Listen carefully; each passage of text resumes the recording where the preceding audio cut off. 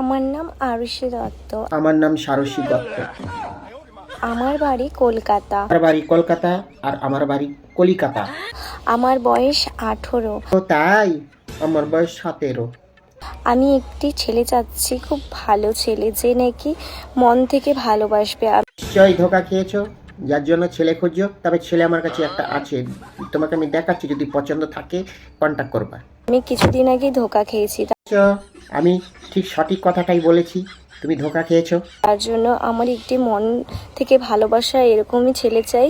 কেন, তোমার মতো না এই ছেলেটাও না এই মেয়েটার কাছ থেকে ধোকা খেয়েছে। এও সেদিন এসে তোমার মতো ভয়েস করছিল যে এরও একটা মেয়ে লাগবে, এ ধোকা খেয়েছে।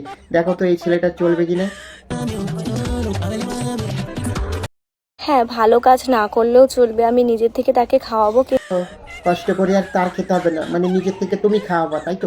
আচ্ছা, ঠিক আছে ঠিক আছে। কিন্তু মন থেকে ভালো হতে লাগবে। এই ছেলেটা দিয়েছি, তোমার যদি পছন্দ হয় তাহলে তুমি অবশ্যই জানিও। এই যে ছেলেটা ওই দাঁত উঁচু, ও কিন্তু মনের দিক থেকে খুব ভালো, দাঁতের দিকে যেও না। দাঁত উঁচু তা কি হয়েছে, দুদিন বাদে পড়ে যাবে দাঁত।